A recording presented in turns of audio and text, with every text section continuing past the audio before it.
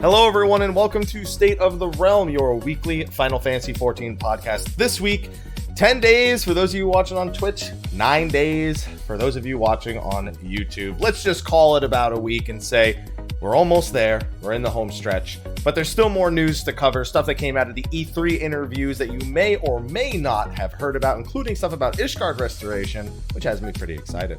And anyway, I'm one of your hosts, Michael, Mr. Happy Poveromo, and despite a joke that I wanted to do at the start of the show, I think I'll just introduce him as is. Slyh, aka Slythefox, aka Slyh, aka Greyfox, aka you my boy Blue. How you doing, Slyh?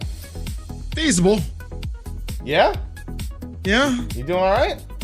I'm doing good. You doing good? All right, I'm glad to hear it. I wanted to just say something right now, but I think it might be too soon to say it because I realized I've created the perfect joke between the two of us. That would have made even more sense considering the joke I was about to make at the beginning of the show, but decided not to. I'd say go ahead and say it. Well, the first thing is originally I was going to introduce Slyh. I was going to pretend we had Tom Holland on as a guest, and then I was going to say, nah, just kidding, it's Slyh. The other half of that I'm going to leave off of YouTube because it was Slyh's idea, and I think he didn't think it all the way through.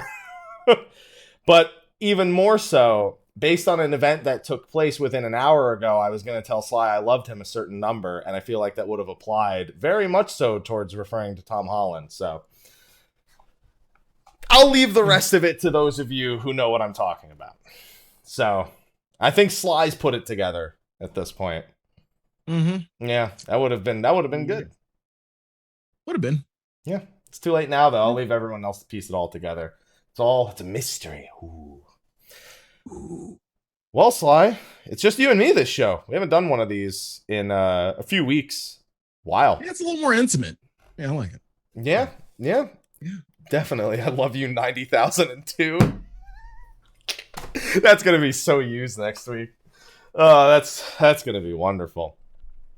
Yeah, so it was mostly just news stuff to cover this week. We had Ethys on to talk about a lot of lore stuff last week. We had, we had Tate and Momo on the 1 week. We've had just concept discussions about media tour stuff and about predictions and about live letters and whatnot. But this week we're close now. We're close. It's closer than it seems. Mm-hmm. You want to know what's really weird? They do that countdown with the art, and it's how many days until launch. But none of us who are actually playing are live. We're like, that's fucking wrong. That's wrong. That's cute, but wrong. It's like, I think I think they showed a Blue Mage one for 14 days. Mm-hmm. And I'm like, but it's 10 days. That doesn't make sense, everybody. That doesn't make sense. Mm-hmm. But we had a lot of information come out of E3 that kind of snuck under the radar for some people. Some of it did, some of it didn't. Some of it hilarious, some of it informative. So I figured we'd do a little bit more relaxed of a show and just kind of dig through some of that information from some of the JP media outlets. Gamer Escape, of course, got to do an interview. And a quick little nod towards Easy Allies, since they had the most memey question that, or at least the question that had the most memes made of it, I feel. Sound good? Sounds good. All right, well, before we do that, guys, don't forget this show is sponsored by SteelSeries. They've been sponsoring the show. We're not going to do another giveaway for SteelSeries until July comes around. So basically July 2nd, when we do that show, we'll be starting up those monthly SteelSeries giveaways that they provide again. But just a reminder that they're a sponsor. And we also have our Patreon sponsors, who Slyh's very, very familiar with at this point. And we'll be shouting them out about the midway point of the show. So thank you to Patreon. Thank you to SteelSeries. Let's get started. Hold your PogChamps until then.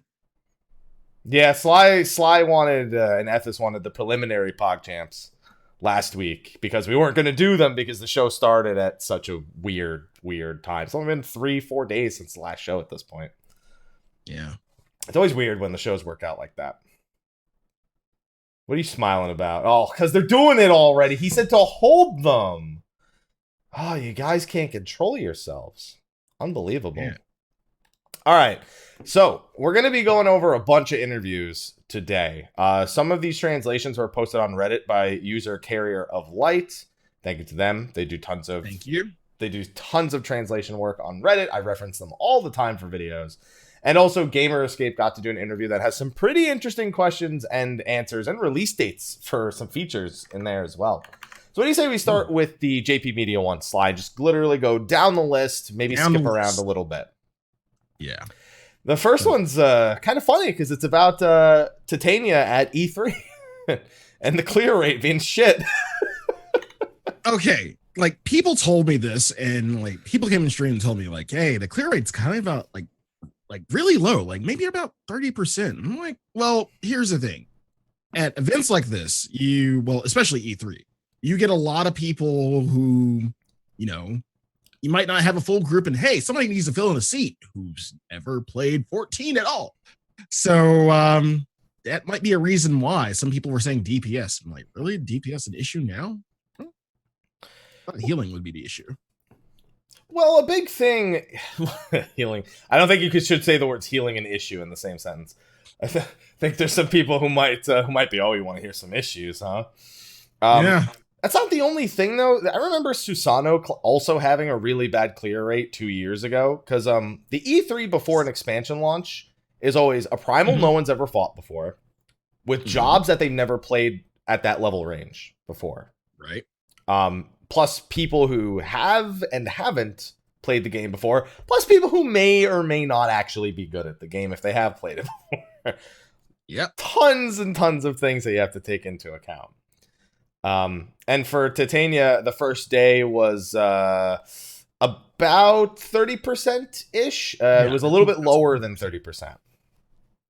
So much so that they buffed it on the second day, but there was a lot of information to take away from that Titania clear. There's tons of footage posted all over the place, updated tooltips for various jobs, fixed tooltips, changes that were made.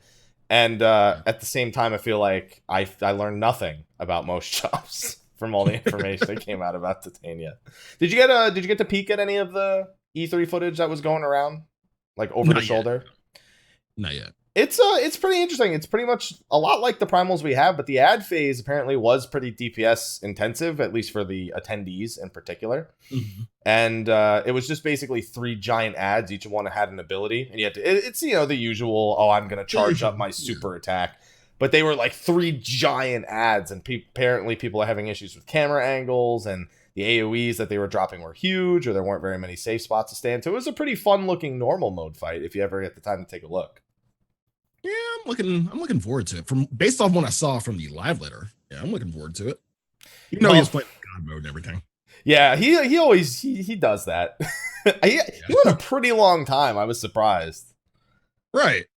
He showed through the ads, which you need to stand in those puddles, and I think those puddles give you a water buff, and then the fire fist that comes afterwards. Yeah, take the fire fist. Yeah, the split damage fire fist that comes afterwards. But overall, hey, you know who did beat it though? Xavier Woods. Yeah. He was among the groups that beat it. I may have received a shirt from my lovely girlfriend, who a gift was given to me to her. I'm assuming you're doing the thing where you won't wear it until... I won't wear it. No, I have it here, but I will not wear it until I actually get through normal mode in the story, since that's what it actually is. But yeah, there you go. There's that. Thank you to Yasu and Tony, who I believe were the 2 people directly responsible, and also just thank you generally, because the North American community team is always awesome at those events. They are awesome. Lots of really hard workers, and yet they always have time for a crisp high five, and that's always value. Aya, I'm talking to you. She knows. So the next couple things are about the Square Enix press conference, which we don't really cover it. Obviously, we could have talked about 7 Remake quite a bit here. It was a big topic. I'm sure most people who watch the show have some interest in it, whether it's positive or negative. Yoshida was on stage. He really didn't want to be, but the possibility of a 7 Remake collab came up.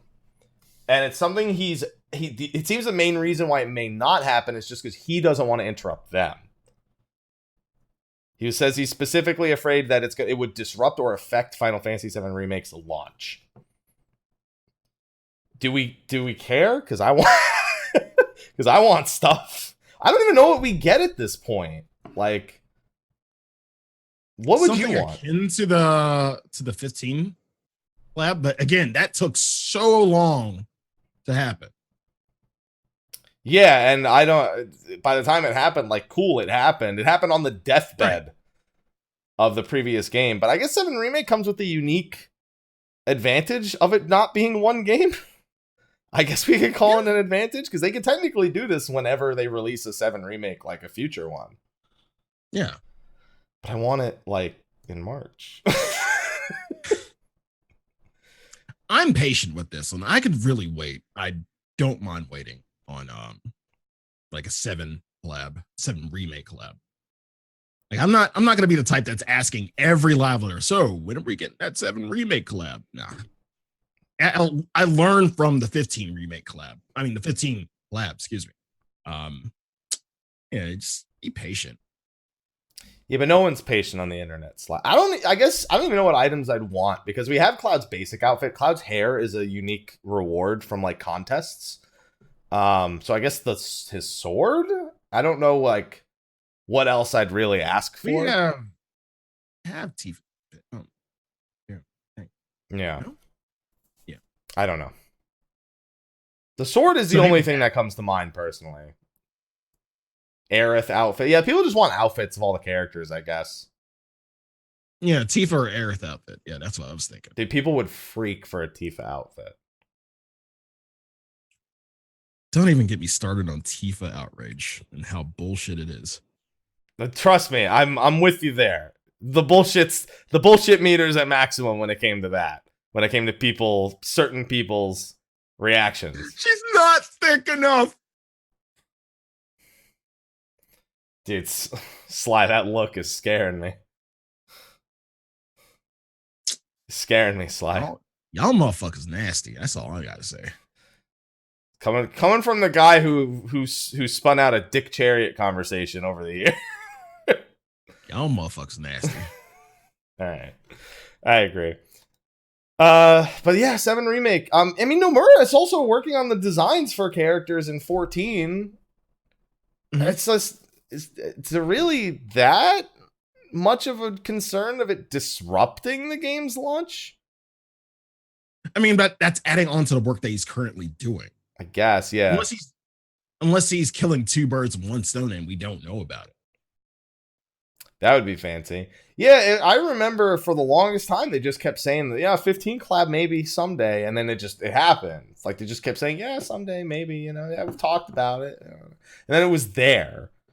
Maybe that'll happen with 7 remake. Maybe. I don't. So they also asked about 8 remastered if that would warrant any sort of any sort of collaboration. Please. What do you want from the 8 remaster collaboration if we got one? Fucking anything. Okay, you're gonna have to be a little more specific than that because we have Squall's outfit. Really, just anything. They could put anything from 8 in. Like, I would be fucking ecstatic. Dude, our whole raid is themed on 8. We have an entire job that literally has all of Squall's animations. Yeah. Zell's face tattoo, Zell's outfit, Cypher's outfit, Cypher's gunblade, Angelo Minion wins. I'm down for that. Only if I can fire him out of a cannon. That's it. It's the only way I'll accept that, to be fair. Grindy, you're not wrong. I would not mind a Quistis minion. I really wouldn't. Yeah, but that's not all that he said, Slyh. He's implying that you want Quistis to whip you. Don't threaten me with a good time. How did we go? You know what? Never mind. Whatever. They did say it's a coincidence that we're getting a lot of Final Fantasy VIII stuff right about now, but that they don't want to betray the expectations people have of Eden being Final Fantasy VIII themed. So I think that kind of tells us we can expect quite a few Final Fantasy VIII themed bosses but they to pop said up in there. What was the exact words he said? They'll the raid will challenge our imagination or something along those lines. I don't remember exactly what the line was, but I do recall a statement of that kind where he and Slyh dived. Oh, he wrote it down. Okay, that's the notepad that Ethys writes his things in. Yep. Yeah, it was something along those lines, but yeah. Speaking of which, kind of going off on a tangent here. Yeah. Battling against the Warrior of Light's power or Warrior of Darkness power of imagination. So are we thinking this is something like Omega and they're just going off nostalgia, which is fine? If they were going off nostalgia, Eden is really not a place to go there. Omega, Alexander, Bahamut, those are way more nostalgic themes. People remember Eden, but Eden is essentially given no backstory whatsoever. Is so right. It could be completely irrelevant to your playthrough because it is an optional, super OP summon. And yes, it has, its notoriety of having an insanely long like summon animation. But... Well, it's powerful, but Squall beats it out by like how much damage? A lot. If you have a fully charged Lionheart, Eden can get to a pretty high number, but a Lionheart will just absolutely annihilate the total damage that you can deal with Eden. Especially even fully boosted. It's just not even comparable. I just wonder if one of the big things for me is I want a lot of originality in the raid after Omega. Especially because one of the biggest things is I feel like it lets Soken flex. And it's weird because you'd think that when you ask me about the raid fights later, I'm obviously going to be talking about how they are difficulty-wise, mechanically. But before, I'm thinking mostly about impact of like the first time doing it. How a normal player will see that fight and not see it through my eyes. And Soken's impact on how we enjoy content is incredibly high. So as much as I love nostalgia, sometimes if Omega taught me anything, is sometimes nostalgia doesn't beat out something that, is pumped out from, I guess, an original standpoint. The biggest impacts were Omega and 012. I mean, 010's music, we were familiar with. 09 we had heard, it's Final Fantasy 1, so cool. But 011 and 012 had massive impact because Soken kind of got to do his thing, even if it was some of it taking, samplings from various points of Final Fantasy 14 up until that point. Other works that he did, essentially. I feel like Soken doesn't need a lot to kind of flex. He just flexes just to begin with anyway. Like you give him source material and he makes it his own thing. And if you just let him like do something really original, like that's like you said, that's where he kind of shines, in my opinion.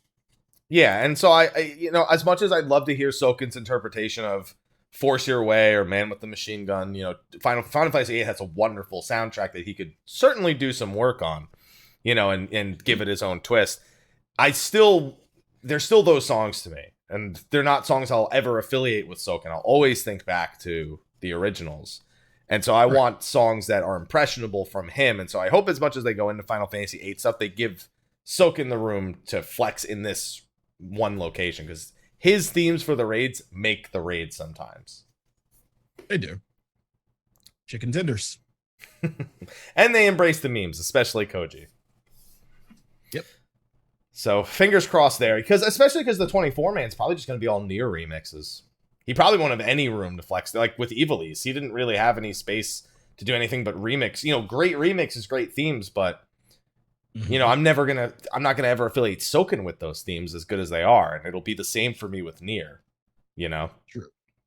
So I just want him to flex. He's got a huge repertoire of songs, but I can always do with another Soken track. We all can. Oh yeah.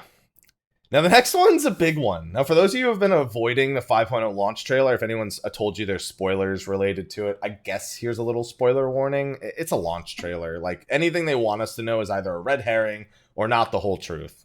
So, take that with, what you will. But the 5.0 launch trailer we spent the entire last show talking about. We did. Most of this is just kind of reiterations of, the atmosphere of it. What kind of questions it'll answer, how much of the Hydaelyn Zodiark story will be completed, as we know 80%. But more importantly, apparently the revelation at the end of the Shadowbringers launch trailer, the revelation that Hydaelyn and Zodiark are the eldest of primals, was a minor detail. That's his words. It's a minor. It's a minor. He's like, yeah, people had kind of already figured that out. People had suggested it. It's not that big a deal. Even though we were freaking out about it, a lot of it, like like you said, a lot of us kind of knew, but that's just small. So that just makes me think that there's something larger in comparison within the 5.0 story. There is. He says there's way more surprises that have way more impact than that.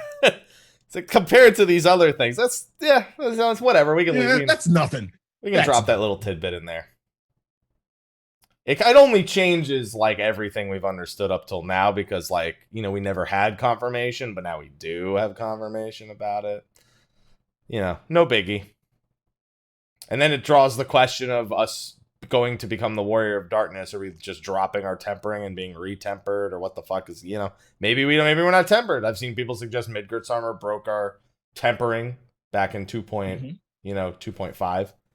Who knows? I kind of believe that. It would make sense.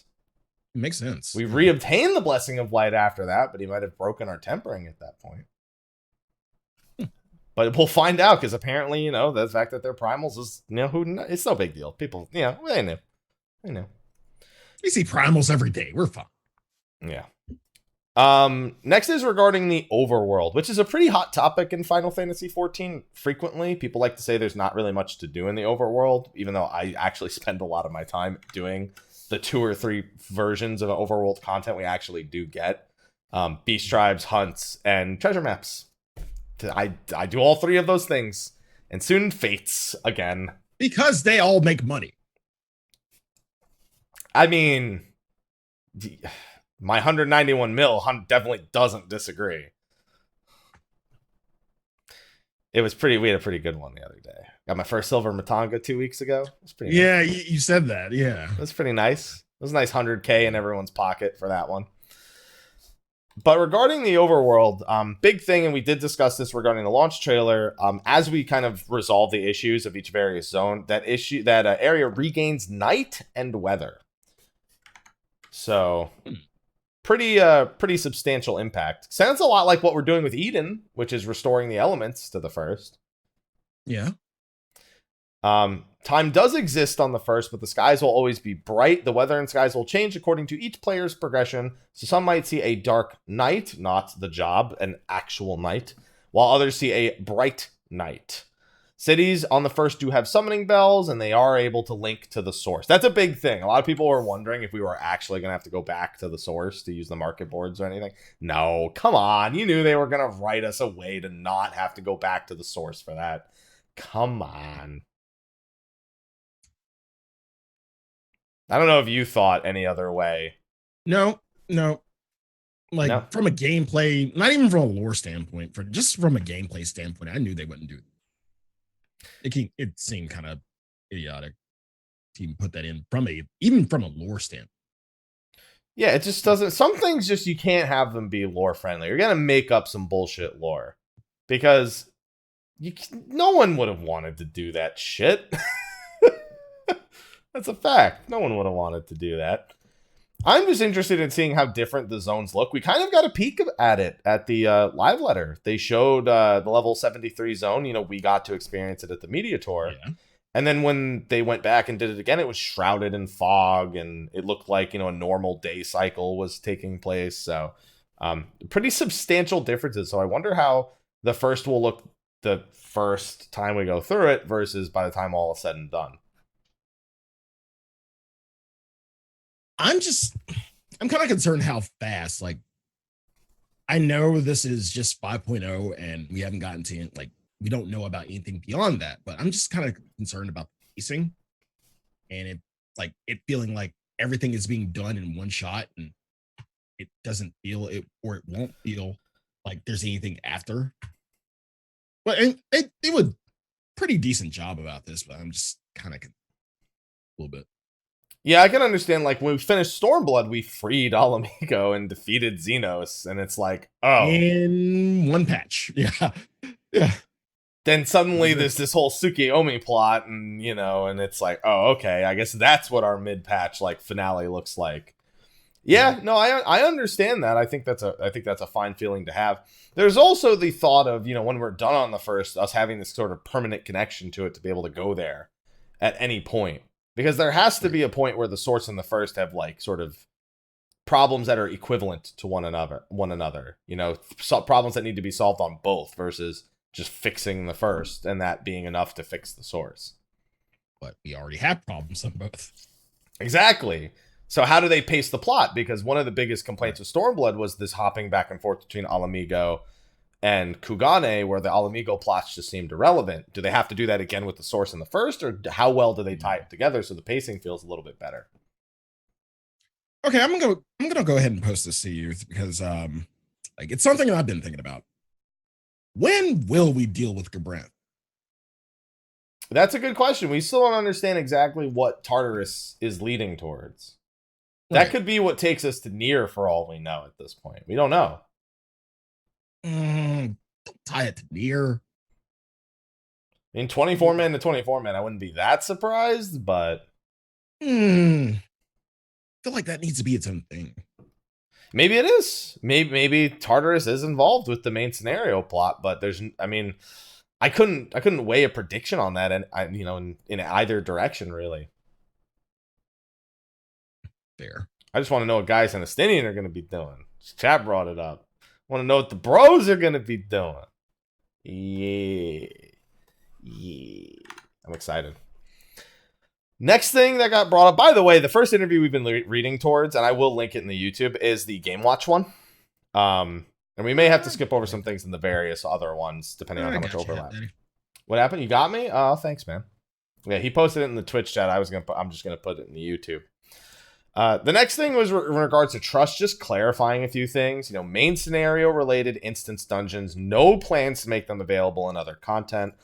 They are not thinking about letting players summon them in public areas. They haven't decided if they want to bring them to the source, but they understand that bringing them to older areas might help new players doing like 2.0 story stuff. I feel like they could just look at squadrons and make those available earlier, as opposed to bringing the trust system, but maybe they just want to leave the squadrons in the past, you know, their own separate thing. Because they're a better form of squadrons anyway. So. They are. They're just smarter, but they have to, the thing about these is they have to redevelop these for every single dungeon, whereas squadrons are basic bitch AI that can get through the basic bitch fights that are early in the game. Right. So which is more beneficial, making squadrons available earlier, which can already handle all that Realm Reborn stuff adequately, or going back and custom making trust? Maybe because they're so basic bitch, they can just throw basic trust AI out there and say good fucking luck. I mean, how often did we get squadron dungeons anyway? And we didn't get that many to begin with. So it seems like it takes a little bit of development time to like pick a dungeon, you know, develop the I guess the AI for the dungeon. So I guess keep moving forward is what I'm saying. Like keep moving forward with the trust. Don't look back. Well, I mean, I don't know. I just think of burning through dungeons with trust because they're massively boosted stats and, you know, they're off. It just, the goal with squadrons is different than the goal with trusts. Whereas squadrons, your goal is to kind of raise these squadrons to be strong, big and strong, and drinking their milk. And the trusts are meant to be allies that see you through parts of the game. If they're going to go back and do it, what? Thank you for reminding me. My squadron's still doing push-ups. The fuck? That's a lot of push-ups, man. Yeah, they're swole now. Yeah, guys, don't forget, a big piece of advice. If you plan on using the world visit feature to get off of your home world for early access, your free company buffs don't work on other worlds. The only way you're going to get an EXP buff equivalent if you're world visiting is if you're using the Grand Company Squadron manuals that mimic the free company buffs, the squadron manuals. So please keep that in mind because you now only have 1-2 lockouts worth of manuals before this shit actually goes down, if you can actually get to that point quickly enough. So don't forget that. And it is the same bonus as the tier 3 buffs from FCs. They're just personalized, and I think they last 3 hours instead of like a day. So please keep that in mind. But yeah, I also think back to trust having to be like relevant to the point of the story you're at. So they'd have to go back and like do OG-ish Tola and, like all the OG characters and make them like they were back then before all the, I don't know, it feels like a lot of working backwards for trusts when squadrons are already strong and can fulfill the role that they kind of need to with trusts for that older content. I think making them available earlier would just be better. Personally. I think it's a character preference kind of thing for a lot of people. Them being able to run with Y'shtola and Minthelia and things. I think there's a little bit of sentiment for a lot of people. Maybe make trust characters recruitable for squadrons then. Like, trust equivalent characters available for squadrons. I don't know. I just don't see a point in bringing trusts earlier. Make them rare? Yeah, maybe make them rarer, make them, I don't know, no matter what, there's a I feel like the lowest effort way to do what they are considering doing with trusts in 2.0 areas and onward is to just make squadrons just available earlier. And more streamlined in like the unlock process. But I think that would be less work than taking trusts and trying to shove them back into everything and make it lore friendly. And I don't know. Maybe it's just me. Yeah. The trust gotcha. I mean, the way trusts work now, the way that squadrons work now, it almost is. It's just a gamble between certain trusts or certain squadron members, depending on the objective you do. Yeah. So, they went back to Eden again, because there was a topic about Final Fantasy VIII and then a topic about Eden. And we just got a few more clarifications. It's closely tied to the main scenario. I tried to pry him about this. So this was the answer I was trying to get, is how closely related it is to the main scenario. And he thought I wanted to ask him, tell me the story. I was like, no. It's like, that's a spoiler. And I'm like, this is the answer I wanted. The answer that he gave right here. Anyway, after clearing the 5.0 MSQ, a certain character will involve themselves in the Eden story. Sad. I always think it's Sid, to be fair. Or Nero. He's my boy. They probably won't show any gameplay footage of Eden, and the difficulty will be close to the creator, which is the same difficulty we've had over. How do you feel about that? That's when I read that, I was like, a lot of people are gonna. It's been that way for 2 years now. What are people gonna be upset about? Because people wanted, something a little bit more difficult. That's what we have Ultimate for. I still think they need to make more fights in a raid tier for Savage to spread the difficulty curve so people don't have these huge jumps in difficulty. But other than that, it's like, I don't know. It's not like anyone could have expected anything different. It would have been silly to think it wasn't going to be like Creator again after literally over 2 years of it being that way. I don't know. I don't know why anyone would think it'd be different. Oh, but the mechanics will be fancy, so maybe that'll make up for people with the low DPS checks. Then again, Sly, people still don't realize that Nier is our 24-man raid for the expansion. They think it's just like a one-time collaboration. Mm-hmm. And they also don't know that it's in 5.1. So here's another reminder, both from the interview and from me. Our 24-mans come in 0.1, 0.3, and 0.5 patches, and Nier will be no different. Plenty of people who are new to the game. It's new information to them. People who have played for 4 years. You should know how it works by now. It's just this. They said it's going to be very Nier-ish. I don't know what the fuck that means. I don't even know if Yoko Taro knows what that means. You're like, yeah, I don't know. Does. No.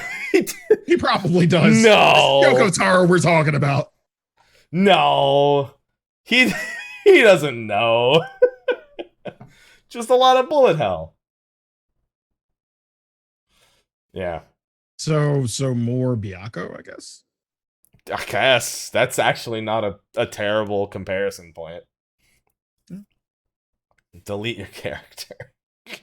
Damn it. Oh, man. The next point was just a precursor to what we would talk about in the 50-second live letter. And also the rumored new project, which isn't even a rumored new project. We know Yoshida has another project under his belt. For those who missed it, the most recent change in the fiscal year, the business division that used to host Final Fantasy XIV and Final Fantasy XI got renamed from the 5th business division to the 3rd development division. And they now host 11, 14, and a new unknown project that nobody knows anything about. Some people think it's an MMO because 11 and 14 are MMOs, and it's Yoshida, so, why not? Some people suspect it could be Final Fantasy 16 in a high fantasy setting, which Yoshida has said that he would really like to do another Final Fantasy in that type of setting. I still think it's the new engine trailer that they showed off. It has something to do with that. That's where I'm guessing. I hope it's 16. You know how many years people have said Yoshi P should be in charge of it? Here's the thing, though. He's in charge of it, but it's not like he's sitting down making, I guess, every decision. Like, there should be a producer and a director under him since he's the head of the division. In theory. I don't know. Maybe they don't have it that way. But I hope it's 16. Because I would very much like a high fantasy, Yoshida-driven, just single-player RPG. So I'm hoping that's what it is. All he said is they'll never do what they did in the past, which was, update a dying game in that of 1.0 while making a new game. So I'm guessing he's just saying they won't fuck this one up. Because if they did, it'd be fucked up. They wouldn't remake a game if it came out wrong again like that. But that's it for the first interview with Game Watch. And next on the list is 4Gamer, which starts with something I'm sure most of us noticed today when we took a look at the world list and its updates between preferred and congested and all that. But there are double the amount of pre-orders for Stormblood, or for Shadowbringers compared to Stormblood. It said that they'll be punished by God if they ask for any more success.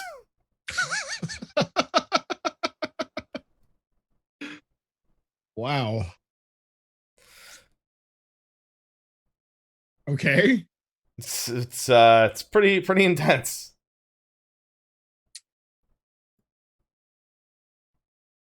Sly's just speechless. He's just like, all right, they'll be. I mean, Sly's like, dude, ask away. What are you talking about, man? Please. And we actually have numbers to back that up. Lucky Bancho released another census, and it's, again, those are never 100% certain. Normally they lowball things, though. Normally because there's some people that have information hidden, or the information isn't scraped entirely accurately, that don't represent the entire player base. And even that shows over 1 million current active characters, which does not happen ever. We've never looked at a Lucky Bancho. If you look at the history, I think the highest we saw was 911,000 at some point, based on his previous scrapings of data. So it was pretty intense.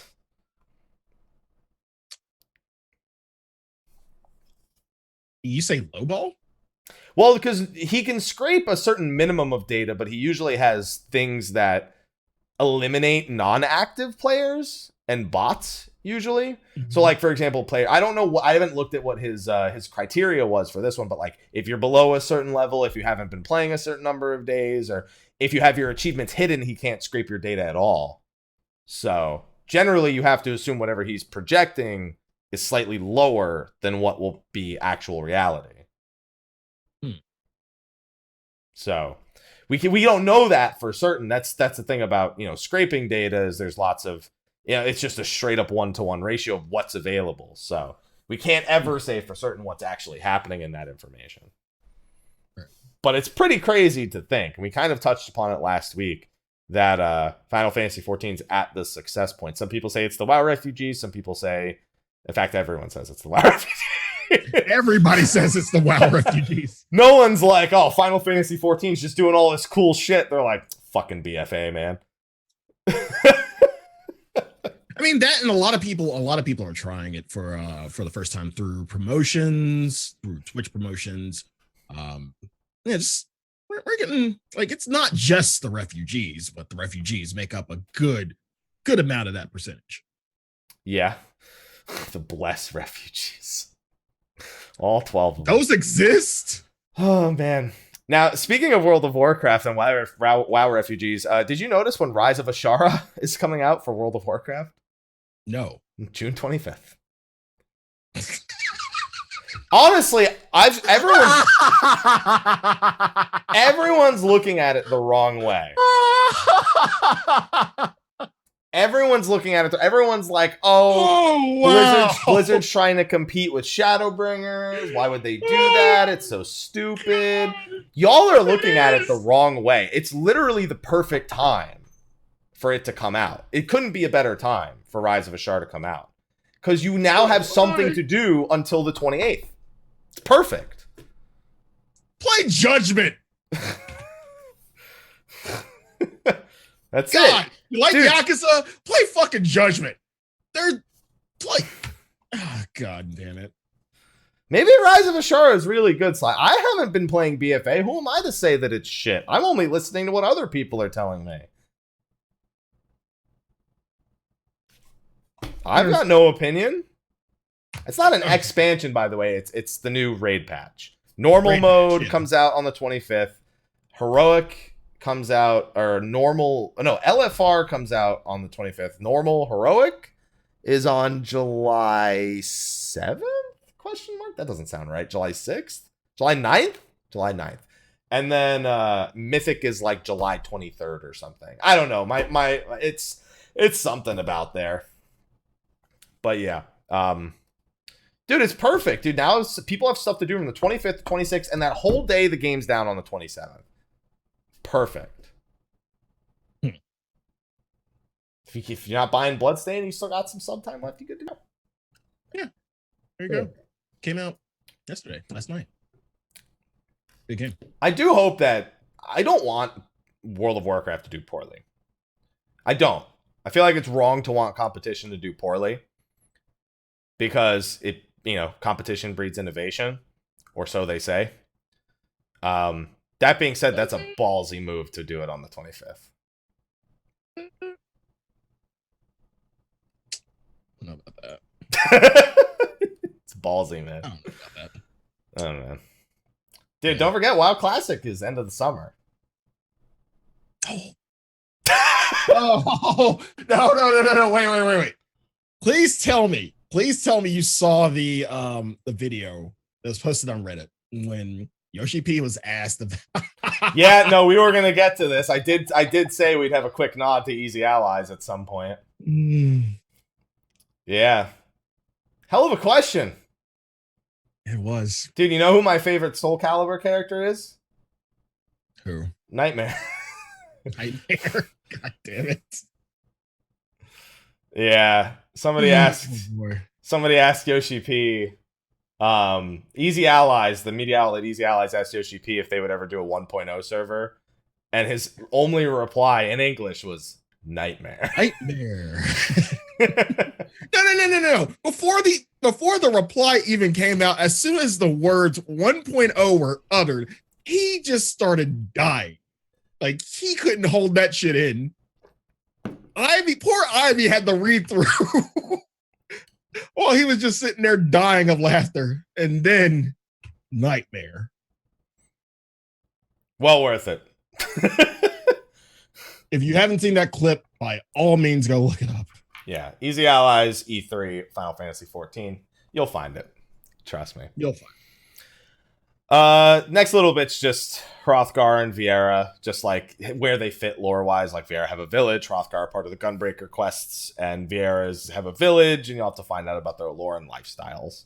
Yeah, just basic background stuff you'll no doubt encounter when you play through Shadowbringers. But the next bit is something people have been in the dark about for a very long time. And people have wanted more information. We did bring a lot of this stuff up last week when we were talking about the patch, the launch trailer and the live letter. Ishgard Restoration. We all thought it was pretty much just going to be Dome and Enclave 2.0, but they're trying to do some things that may or may not work out. To be determined. To be determined big time. So, Ishgard Restoration, first of all, we confirmed with the Gamerscape interview, which we will reference later, that it is timed for 5.1. This was kind of expected. They tend to do these kind of more ambiguous things starting in the patches subsequent to the launch. And it's not Dome and Enclave. If it is Dome and Enclave 2.0, it's like the A Realm Reborn to the 1.0. Like, it's not just hand in items and get story quests be done. Mm-hmm. Apparently... Crafting Feast? It's pretty much described as both a server-wide effort to rebuild, which is what they initially described. It's not a personalized, like, per-person progression thing like Doma was. But it also has a ranking system where people who, and they don't go into any more detail, people who provide the most contributions, at least, you know, whether it be point wise or whatever, they actually get to the top of a list and they'll earn things like rare titles and luminary equivalent primary tools. And then once you've been the top contributor, you graduate and you won't be top a single time. You basically will get nothing for the character. I don't know if Yoshi P understands people who craft regularly have alts, so we'll see if somebody just tries to claim season after season after season on alt after alt after alt. Oh, we know that's going to happen. That's not my biggest concern. My biggest concern is bots. Okay, let me give you I have experience with this already. I've played Ishgard Restoration. Okay. It's called Hamlet in 1.0. Hamlet in 1.0 was a dual system between crafting and combat. It would start where you'd provide supplies to an outpost that was being attacked by beast tribes, the Amalja, the Ixal, and the Kobolds. And in the process, what would happen is the top contributor would gain bonus loot from the hamlets if they participated in it during a set period of time. Second place and third place would also have higher drop rates, but it was a required step for the relic. Everyone had to earn these certain items from Hamlet once. You told me about this. Yes. Basically, every time you completed a Hamlet, an actual like combat mission in Hamlet, there was a chance that anyone could get a personal loot item that was required for the relic, and you needed 3 from each Hamlet. The player who was top in the Hamlet would have a 50% drop rate on that, and everyone else would have like a 3% drop rate. I think it was like 50, 25, 12% for first, second, third. I can tell you right now, there were some people who didn't bot who managed to top that, but a lot of the top placers early on were bots. 100% were bots. And so I'm curious what they've done because they have to know people are going to try to bot this. And it seems like their solution is to try and make really high tier recipes that may not be macroable and may not be bottable. I will believe it when I see it. That's because if that's the plan and it works, great. But anything involving crafting or gathering, I always expect to see bots dominate it. Personally, that's just my outlook on it. It's not a very positive one, but that's my outlook. I don't know if you have the same outlook or not. No, I'm kind of optimistic, in all honesty. Okay, so how does this not get dominated by bots? These items will never be macroable. Ash, hold my beer. Oh, man. Because botting takes a lot of time. I feel like it's it's time consuming. Like you say macroing, but you know, I feel like, again, this is like, I forget what we were talking about, like maybe a few months ago, but I had a lot of faith in the community. You didn't. This time you have a lot of faith in the community in terms of botting, and I don't. I really don't. I don't know that I'd call it faith, Slyh. I certainly believe it will happen. I don't believe in them.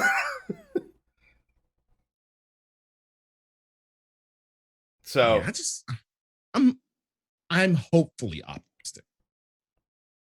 Good Godspeed to you, man. I will say again, there were people who didn't bot who would win Hamlets because they'd make something that was so valuable with their time actually at the keyboard that the people who were botting the like spammable shit, the thing that was the most efficient thing to bot, wouldn't earn as many points as this individual who was there doing hardcore crafting. And see, that's what I'm saying. There has to be measures, some kind of measure to prevent this, or to not really counteract it, but not even to penalize it. I don't know that they can, unless they're gonna try to use people's behavior in their hand-ins to try and determine bot, like, which is kind of hard to. Yeah, it's hard to do. Yeah. How do you do that? Hard to gauge. Yeah. Yeah, I don't know. That's the thing. I would love for this to work. I think it's great, the idea of giving crafters this actual end game, this ranking system for something that is a crafting is very rarely such a major feature in a game. So to be able to contribute to something your whole server will largely benefit from, and to have this sort of personal, very limited, very rare item to show for it is a big deal. And I want players to be earning them. I agree. So I wonder if it's like recipes that there's no way you can get 100% quality, and that the quality is very much determining of what you actually get, and there might be a limited number per day that you can contribute, so you can't just sit there and bot easy shit. But even then, it's questionable, you know? So we'll see. There's also some other things that are actually really interesting here. For those who do battle content and don't craft or gather, apparently you can purchase a lottery ticket, which will also contribute to it. So something like the MGP one, but for Ishgard in particular, that comes with some pretty neat rewards. And on top of that, after restoration reaches a certain point, Ishgard will start holding a seasonal festival with additional mini games and stuff like that. So there's certainly more elements to it than, and it almost sounds like it's becoming a second gold saucer, but with crafters involved. So a more lucrative gold saucer. Well, I guess one that's more involved in the world would be more accurate. One that's more world driven. That too. Yeah. Each world has their own progression. You can't contribute to another world with world visiting. You cannot earn credit on another world, but you can go see how they're doing and participate in the seasonal events if another world has it and yours doesn't. So there is that to consider. But the big kicker is we now have confirmation that Diadem is getting renewed and will be tied to Ishgard's restoration. This actually isn't that surprising to me, because the one thing Diadem's always been most popular for was gathering. Crafting. Yeah. Well, excuse me, gathering. Both, yeah. I mean, you know, one's hand in hand with the other. So I'm wondering if it's moving in that direction, or if participation in the Diadem and things you earn in the Diadem via combat will be another combat equivalent to being able to contribute. Mm-hmm. But no other details. Any improvements on Diadem, you think? I mean, I think, yeah. There have to be. I mean, there has to be, but I think the biggest problem with Diadem is it not having a reward structure. So tying it to Ishgard might give it the reward structure, the long-term reward structure it kind of needed. This whole rolling for pink RNG gear, it didn't work. It didn't work for Diadem. The content itself was subpar, even by, like, you know, exploration content, even by Animo standards. Diadem content was basically the baby version of that. And they've learned a lot in years of doing Eureka. They've seen, you know, what the initial reception to Pagos was, how the reception to Logos actions were, you know, things people liked, things people didn't like. And, you know, Diadem, you could say they should have learned that for Eureka early on, but I think they have a better grasp on it now. And I think they've seen what people use Diadem for the most. And I feel like it's going to move in a direction of being more crafting and gathering based and less run around, do fates kind of thing. So I hope that it actually works out in a positive way. Gathers and crafters, specialist systems untouched. It'll still be there. There's no Eorzean time zone differences between, like, traveling, so that way, you know, you don't have to worry about, you know, unspoiled nodes and stuff having different times. So that's just a real simple thing. But since we just finished talking about Ishgard, the next major point is actually housing. And Gamer Escape also has a question about this, and a pretty funny answer to it as well. But the 4Gamer one that we're reading right here specifically mentions that there are no plans on adding new plots, but because of the rate at which players are joining, they like, we're going to have to probably do something once 5.0 calms down. They're not able to add a feature to check if there are open housing plots on other servers, you know, like an in-game way of doing it. No plans. Impossible. Yeah, he says it's impossible, which I kind of understand. World visiting has quite a few concerns, and housing is a lot of data. So to be able to pull that data from another server probably causes issues, especially depending on the location. No plans on increasing the amount of items you can place inside or outside, and no plans to adding a market board housing item because, again, probably because there's so much data being placed in one place. They said it would literally break. It would crash the game and break the servers if they did that. Lucky I live, like, right next to mine. Yeah. I mean, the housing areas are pretty close to the market boards. Like, if you're in the housing area, you don't have to go very far to get to a market board. So I don't really see the need for it. I get it. Like, if you were role-playing as a market location, you might want something like that. But fuck it. Just put something fake up and tell people it's your version of a market board. Or tell them you're just adjacent to it or some shit. I don't know. So let's see. Yeah, the Gamer Escape interview, they asked if we would get Ishgard housing, and he said that that's up to the players. How long have we been asking? I think he means Ishgard restoration, because that was what it was in question to. He was asking about Ishgard restoration, and then it moved over. In fact, I can probably read the questions that come right before and right after it. It asks, we know Ishgard restoration is going to be considered crafting and gathering endgame. Can you elaborate more on what it means? He explains a lot of the stuff we explained before. Is Ishgard reconstruction available at 5.0? That will be 5.1. Is Ishgard housing related to the system? It's up to the players, I think. You know what's up to the players? Restoring Ishgard. And this isn't the first time. When they first revealed Ishgard restoration, it was teased that maybe we could live there if we fixed it up, The literal, I remember Koji's coy face. He's like, maybe you could live there. And I'm like, Koji, don't translate it like that. He didn't say it like that. That's your way of saying it. Oh, man. I like someone saying that if you win the season in Ishgard, you get a house. That would be bullshit. I'm sorry. That would be the biggest bullshit. Well, no. Yeah. Yes. Yeah. Yeah, it would. It would. God. Because you'd have your choice. Like, I'm assuming if the I guess the prize pool were to work out, you would have first dibs on a lot, whatever lot you wanted, and then they wouldn't do a pre-built house though. Dude, and Hammer just brought up anyone who's a hardcore crafter probably has a house already, or 8. Yeah, exactly. Or 8, before all the changes that were made before. So no, I don't think they do that. It'd be pretty fucked up. Really fucked up. Be pretty funny though. I'm still waiting for them to enhance the apartments. I think if they just enhance the apartment system, easier said than done, obviously. That would go a long way to making people feel better. Having a little outdoor patch, even if it's an instanced outdoor patch where it's like just belongs to you and no one else, like it's a part of the house. I think people would still support that, but they need to do 30,000 of them because that's how many apartments there are per complex. Obviously, if someone doesn't have one and they're not in it, it doesn't generate the data, but it's still not a small amount of things, Can't ignore that, Right.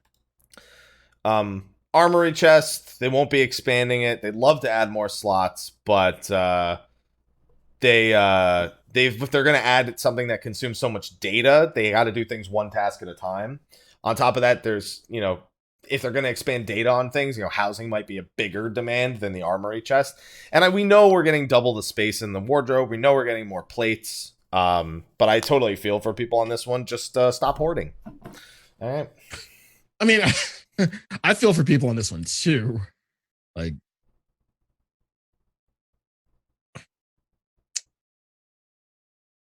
is housing more important?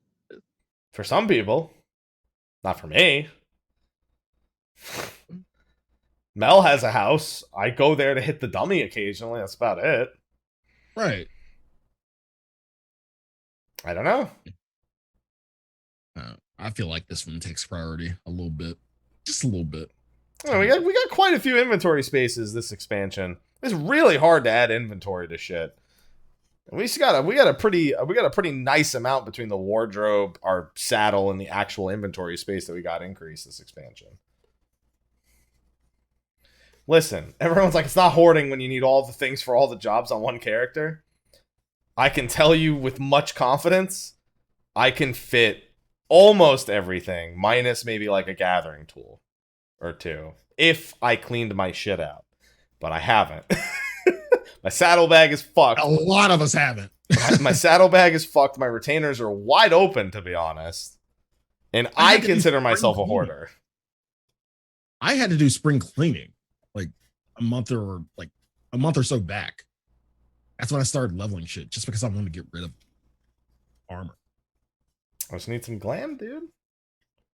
Just need some fucking glam. All right. New Game Plus. There's nothing new about it. we didn't really learn anything. It'll be in 5.1. We learned that.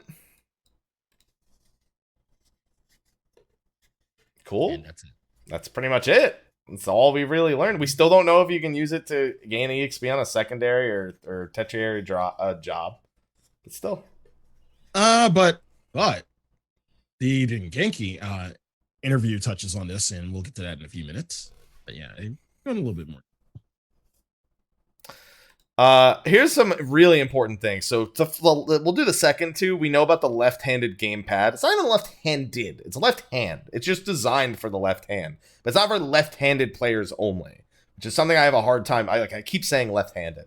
That's the $130 pre-order. Listen, you know what? Instead of getting a left-handed left-hand gamepad sold by Hori, you could also just go to steelseries.com and use the discount code MrHappy10 to get the Apex M750 mechanical keyboard, which is good for 50 million clicks. And to accompany that, you could get the SteelSeries Rival 500 MMO mouse with tactile alerts and customizable extra buttons.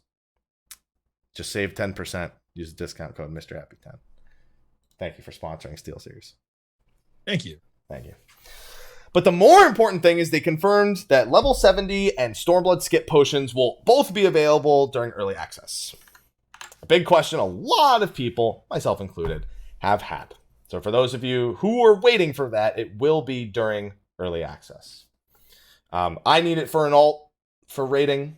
I know, because he's on 4.5, but I don't want to level Machinist on him. At least not to 70. So I know that feel. Because you'll be maining Machinist on your alt too? No, I'll be maining Dancer, but I want all three of the ranged physicals leveled. Gotcha. So there you go. There's no mention of a limit. I don't see a reason to add a limit. And there was also no mention of Samurai and Red Mage. We know there won't be any for Gunbreaker Dancer, but there's no mention of adding ones for the other advanced jobs other than the Heavensward ones. So we'll have to wait for more information on that. And now that's it for the second interview. But before we go on to the third, what do you say we do our Patreon shout-outs, Sly? Wait. You take care of that. I got to go to the door real quick. All right, he's got to go answer the door, so I'm going to do this. So that's actually perfect fucking timing as far as I'm concerned.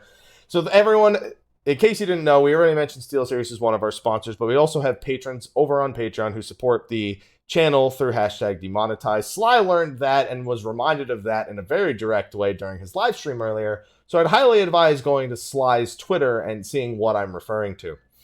We, of course, have our patrons of light, and it's very soon to be our patrons of darkness, Khuja Cross on Jenova and Kurenai. Oni, let me grab the media list that I have here. There we go. I don't have any new images for him, but all the same, we get to thank them. That's Khuja Cross from Jenova. And then behind them, because one is a widescreen image and one isn't, we have Kurenai. So thank you to our patrons of light / patrons of darkness for supporting through #demonetize and being far above and beyond supporters. But we must appreciate all the names on this list. So we have our State of the Realm sponsors from other tiers as well. We have our standard State of the Realm sponsors of OmniGeek, Kareth Jarrus of Crimson Guard, John Anananon, Kazron, Mika, Jay Gardner, Benjamin, Irish Rager, George, Batar Garl, Yufa Kenshi on Excalibur, Scumlord, Itsumi Amarillo of Gilgamesh, Ravik, Card Dragons from Fanfrit, Sacred Drake from Balmung, Edge Pharaoh Ultros Jerica, Emma, Zernik Borg 13, Krista Uzuki of Brynhildr, Craze the Meter from Midgar, Rajan Ventinus from Cactar, Carol, Serafina Edelise, Senchi, Shadowlink on Tonberry, Dom, Asuka Wake from Jenova, Limilla Nelhah of Maker Summer, Serren the Fennel family, Janhyua Yotsuyu, Kifca and the Grey Eagles on Exodus, Kat Aoshi from Kujata, Rylanator Westaus The Purple Warrior, Eadric Redsteele on Exodus, Lexxie Valentine, Mantaru the Rivivus FC from Zodiark, Sour Cream and Chives from Jenova, Rynoet Chikara, Goetia Valefar of Siren, Phoenix Down FC on Goblin, and Serren from Zodiark. Then we have our Elite State of the Realm sponsors, which is the tier just below our patrons of Light. We got Christian, Corsten Safari of Brynhildr, Samael Astoriath of Excalibur, Inless88, Eluria Maylene, Noel, Sumbla, Nakunayame, Shana Senpai of Behemoth, Zoshime Hasha of Fanfrit, Beatriz, Kuzuzu, Vapatiama from Diablo, Shadow Aria of Brynhildr, Zeravire of Coworld, Alchemy, Shinka, Casual Heroes FC on Midgard Summer, Tatachitaka on Hyperion, Kana Azuki from Jenova, Usarla on Coworld, Sathal, Sarah Frost from Behemoth, Holy Tabasco, Crass 015, Serenity FC on Ultros, Kat Kazuma, Ignis Vergan from Excalibur, Balestra of Favorite, Not Quarters from Excalibur, Crovus Moonscar, Private Mikey, Not a Kiriyasami, Rudy Rudiger, Killer Hackman Wall Jr., and Kiltastic Jones. So thank you everyone. Yes. Sly's become intimately familiar with Patreon in recent times. Very intimately. God damn it, Eps. I did nothing wrong. All right. Now with that, you're all good? Your door's answered? You're good to go? Yep. Brought my package in. It's a late package. It's like 8 o'clock. Yeah. The fuck are they doing? Shit says delivered by 8 p.m., not at 8 p.m. I was expecting it earlier, but I don't know what the fuck happened. I would expect it earlier as well. That's what I'm talking about. All right, so the last JP interview we actually have sourced in this initial post is Dengeki. And again, we kind of covered a lot of the details in regards to a lot of the stuff. So this one kind of got added after the fact because there is a lot of recurring information between all of these. One funny one is apparently that the reason why 4.5 ended the way it did, which was very didn't really leave us on an intense note, right? Was because people said, "Oh, it's so predictable. It's always cliffhangers every time." It's all right, so we won't do a cliffhanger. But it was a cliffhanger. But it was a very subpar cliffhanger. It were so many cliffhangers. It was it was hey, the Crystal Tower, cool. That's it. And it was Varys I'm gonna fuck all these Eorzeans. That's what his face said. So it said next time they're gonna make it hype as fuck. All right. So please look forward to 5.5, please. Another thing is that the main story will apparently have a previously on Final Fantasy XIV. Oh, they're gonna do the whole TV thing. God damn it! They said I like that he says it isn't too annoying. I hear it in the Dragon Ball Z announcer. Next time on Dragon Ball Z.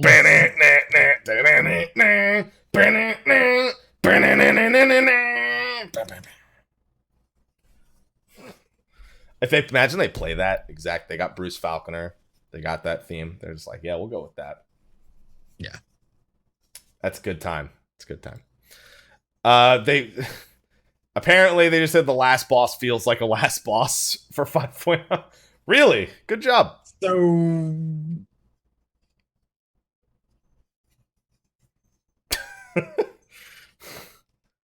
Yeah, that's my reaction too. It's well, you don't say. Thinking emoji. Thanks. What?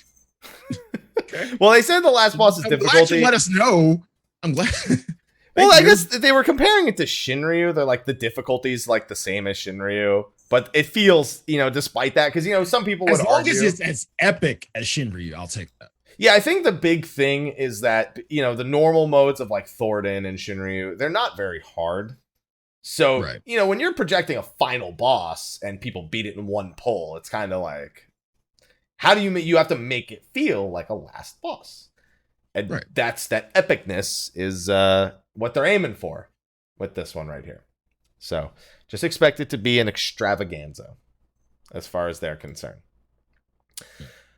Next is about dungeons, and also they're changing design for dungeons. So a lot of these questions are about how they're going to design features that have kind of already been there, because there's Fates, there's New Game Plus again.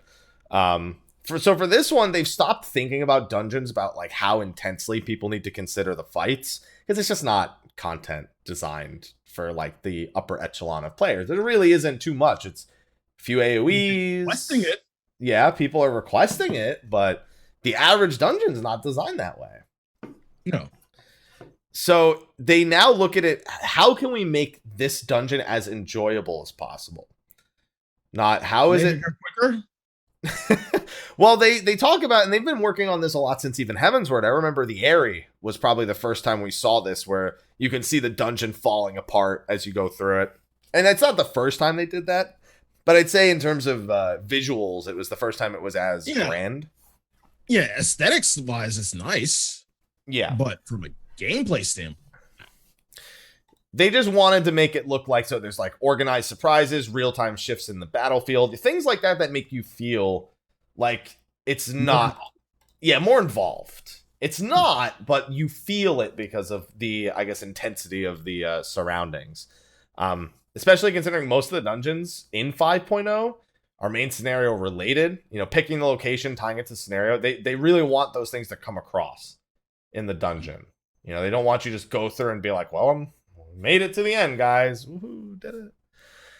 Even said the dungeons in the later half will be, quote, surprising, unquote. Now, I'd like to remind you, Sly, that we still don't know what the, quote, bonus dungeon we're going to be receiving in 5.0 is. Normally, our expansions come with 8 dungeons. One at, the 1, 3, 5, 7, and 9, like 71, 3, 5, 7, and 9. And then 3 at 80. But there's a 9th dungeon that we don't know about. We don't know what it's about. We don't know if it's replacing the trial. We don't know if it's like Praetorium. We don't know if it's just them taking a trial and referring to it as a dungeon. We don't know. And I don't know if you've kind of sussed out how you feel about that dungeon, because I don't think it's going to be a trust dungeon. That was one of the things we had suggested on a previous show. Yeah, I'm with you there. It's not going to be a trust dungeon. Yeah, it's just going to be extra content, like kind of like, what was it? Kurenai Castle. Yeah. I don't know. I just don't want to know if that means there's like a 4th expert or an extra main scenario dungeon at 80, but then it still have to equal 9, or an extra dungeon in like the 76, 78 range. I don't know. I can't. It's hard. Maybe 78, 79, 80.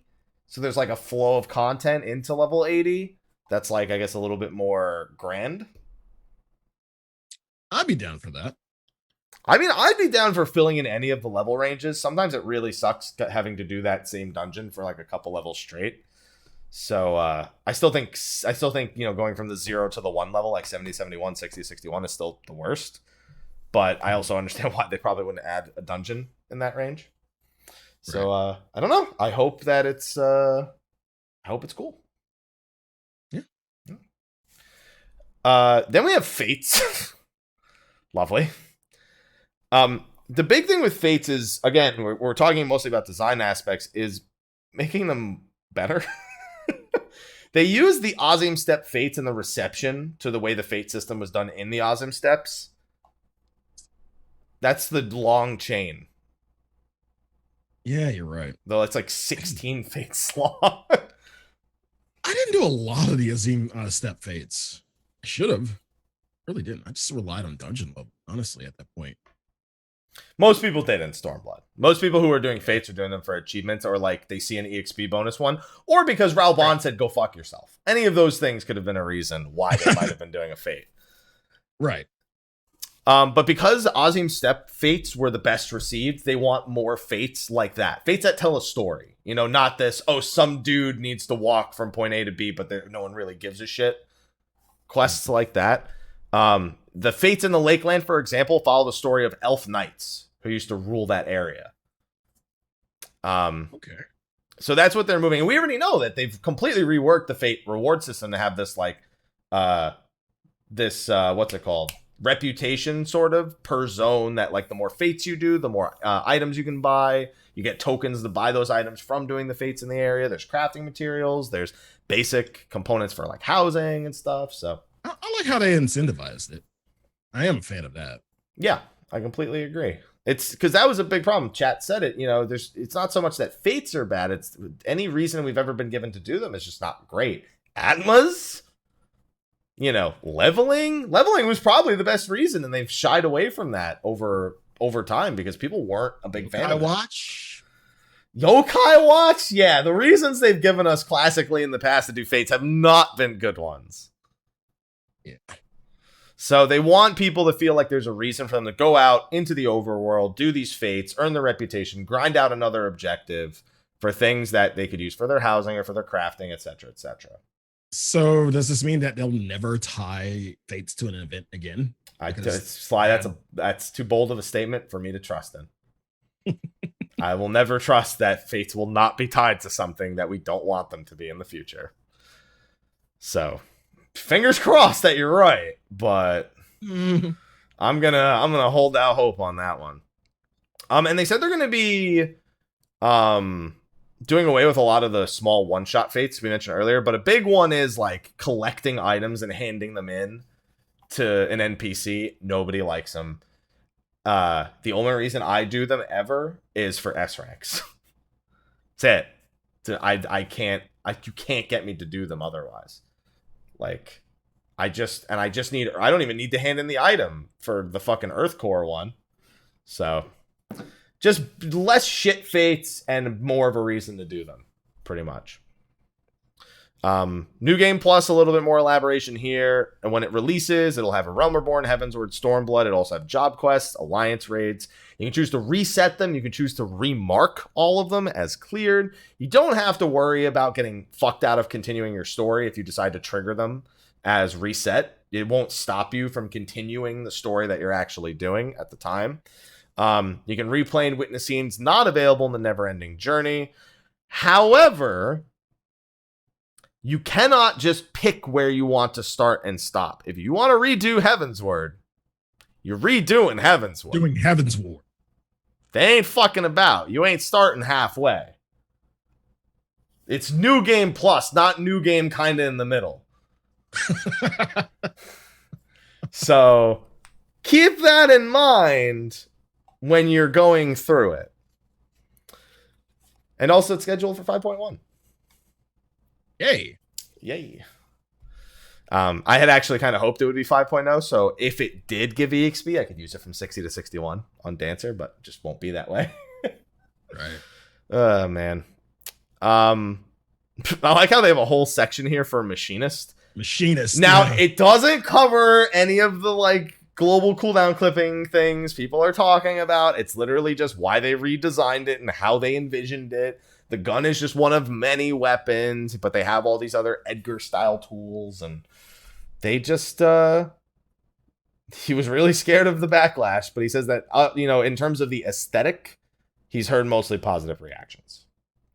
So he's a bit relieved. All of the intermediate. Finally. They're not making it. They weren't able to create any standalone content for Hall the Intermediate for 5.0. Instead, they'd like you to use trusts, which you can use over and over again in 70 to 80 content in case you're feeling uncomfortable with any aspect of your job.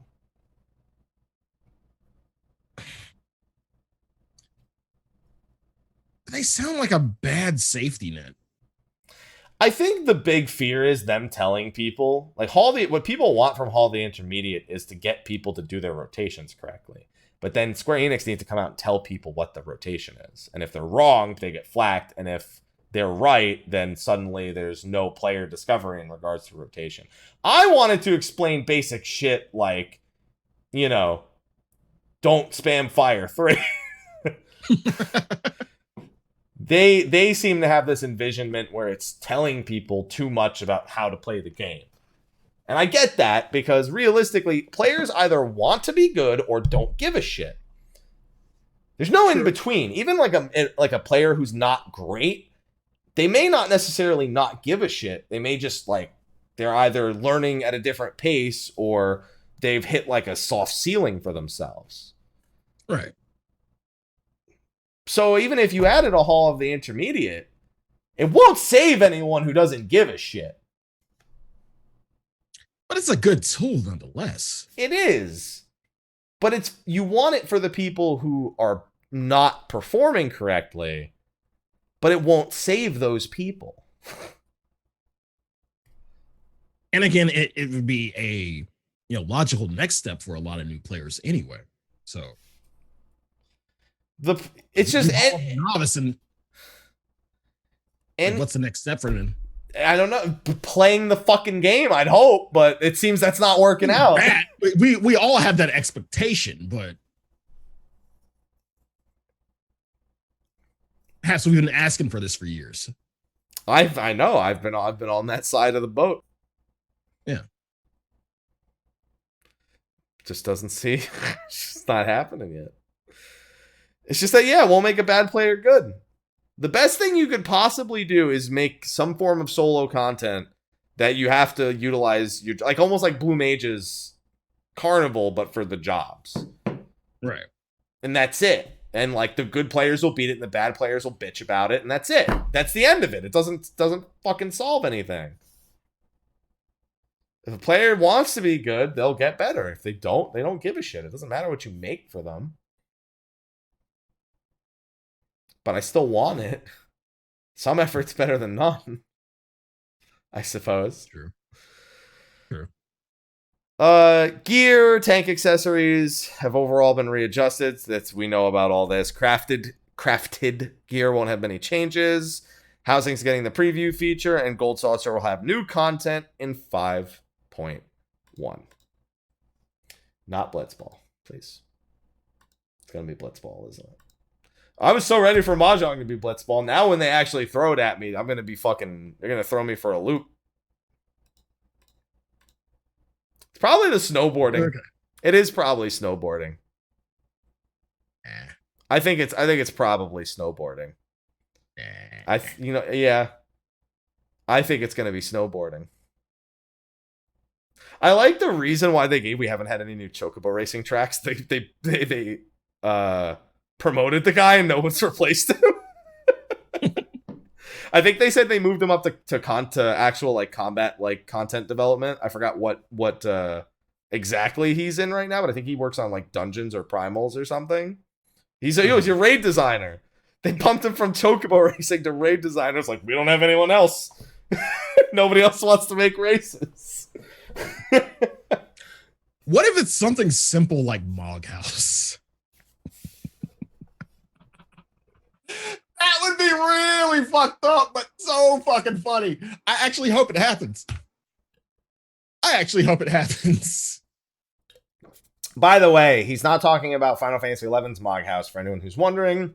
He's referring to the Final Fantasy VII minigame called Moghouse. Yes. I've just wanted to clarify, because I know some people's brains didn't immediately go to Final Fantasy VII. Funny little game. No. How about that? Oh, man. Slyh drove him to drink. No, that was me who drove me to drink. And don't drink and drove. That. Yeah, that. Exactly. And with that was pretty much all the JP Media. I feel like there's another interview, but I couldn't find a translation of it. I think Famitsu, is missing from that list. But all the same, appreciate, again, Carrier of Light for doing those translations. Dengeki, 4Gamer, and Game Watch, thank you again for those interviews. Those guys are cool. I've met some of the JP Media peeps, and they are cool. I want to go back to Japan. I know you do. I really do. I want to go to TGS. I do too. TGS is in the same location as JP FanFest. I already know my way around that place. Nice. TGS also has literally no room to exist. People just push you to get to your location. You have to just like shove yourself out once you get there. So I'm gonna die, basically, if I were to go. So I'm a little afraid at the same time. All for the content. All for the content. That would be a great video, just to have me just scared in the crowd. The only other interview, not the only other one we could look at, but the only other one we're going to make time for, because we only got like 20, 25 minutes left in the show, is Gamer Escape. We've had Fusion on the show before. We've regularly referenced their content as well. So I can share that in the Twitch chat, and we will also share it on the YouTube. Beat me to it.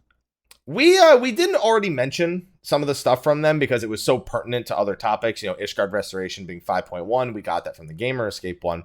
But there were other aspects. Some questions I didn't really know I wanted answers to, and then I was glad they asked. And the first one is really simple. Okay. The 1.0 armor set from the original trailer and from the Shadowbringers trailer is not in the fucking game. When he's an archer, that armor set's not in the fucking game. I actually like Yoshida's like, we actually only realized it recently. Like, wait, that's not in the game? Oh my god. So yeah, maybe if people want it, they will add it. It's a pretty cool looking body piece. It's a pretty cool looking harness. I just think it's funny that it's not in the fucking game. What were the odds of that?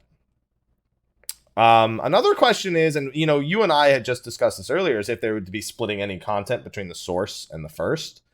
And no, they said the only thing is the job quests, the level 80 ones. It says role quests here, but I think it means job quests because I don't think the job NPCs will be able to follow us to the first.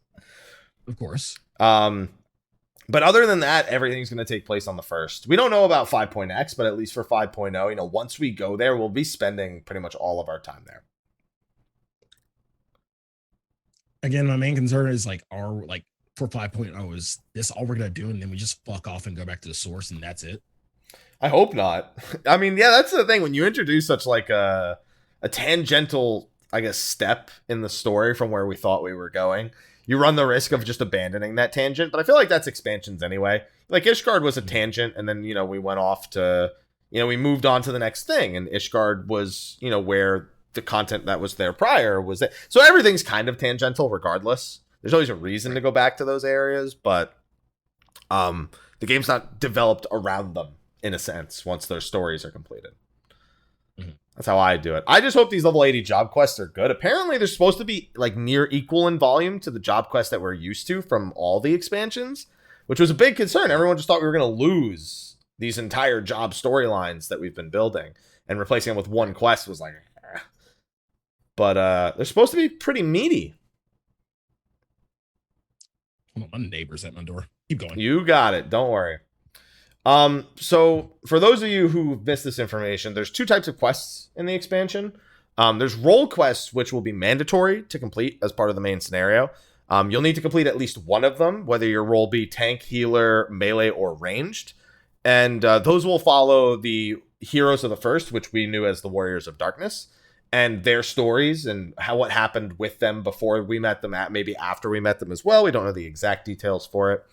And you can complete all of them, but at least one of them is mandatory. But when you hit level 80, there's going to be a new job quest for you, which is, you know, we're used to that. You know, we're used to getting the job quests. I think Stormblood job quests Slyh were like 73. Like, they were like 70, 73, 75, 78, 80 or something like that. And apparently the level 80 quest is supposed to be like close to in content what we had across like Stormblood or what we had across Heavensward. They just realized that most people just don't really give a shit about it pre-80. Just tell the story all at once as one big quest, as opposed to fragmenting it across like 4 or 5 quests. So if that ends up being the case, then I'm down, because I figured we were just moving away from them because it was too time consuming to write more and more job story quests. Like every expansion, they got to add, they got to write a whole new expansion's worth of job story quests and then add 2 more on top of it. So are you okay with that approach, Slyh? Does it make a difference to you? It doesn't to me. For now, yeah. Like, it's no big thing. Some people are really upset that they don't have those job quests as they're going through. Like they're afraid they're really losing those big it's stories. Normalcy. It like, for a lot of people, it's just normalcy. It's what they've come to expect. And I'm okay with them deviating. It's not a bad thing. I'm way more interested in role quests, to be honest, anyway. Like, some job quests have really good ones. Dark Knight, Dragoon. There's definitely high points, but I'm way more invested in the Warriors of Darkness and learning about them as opposed to doing another set of Dragoon quests or something. And personally, then, from a lore perspective, what possible lore within our current jobs could we learn from the first? Probably nothing. I mean, our jobs probably exist to some degree on the first, but not to the same. Like, soul stones and shit probably don't exist the same way over there, because they clearly have jobs. Like, the Warrior of Darkness is a warrior, you know. But how it functions directly is different. That's another concern. Yeah, like how it functions. Do they have abilities that we don't? Probably not. Listen, the fucking dude's back on the fucking source of abilities we don't have. Yeah. I mean, long people have been like, when do I get my 4th mudra? Or how long has fucking Hamon Holy Fists known 100 Fists, you know? They've always known techniques that we don't get to know at any point, or we hope we get to learn one day. So is it really going to be that much of a surprise to them? I don't know. No. Everyone always learns some shit that's like exclusive to them. Shit, even Minfilia learns like as Oracle of Light. Her fucking dream within a dream reduces the enemy's damage dealt for like 15 seconds. It's bullshit. Ruby motherfucking Carbuncle. You mean Obsidian motherfucking Carbuncle? Fat Carbuncle. Fat Carbuncle. Dude, you know how much I was making BBC jokes with this Amazon promotion? Oh, God. Like, guys, look at this BBC, this big black chocobo.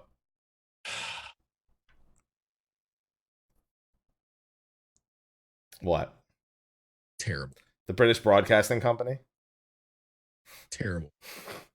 Terrible. Europe was like, when do we get the BBC? And I'm like, don't you guys already have the British Broadcasting Company?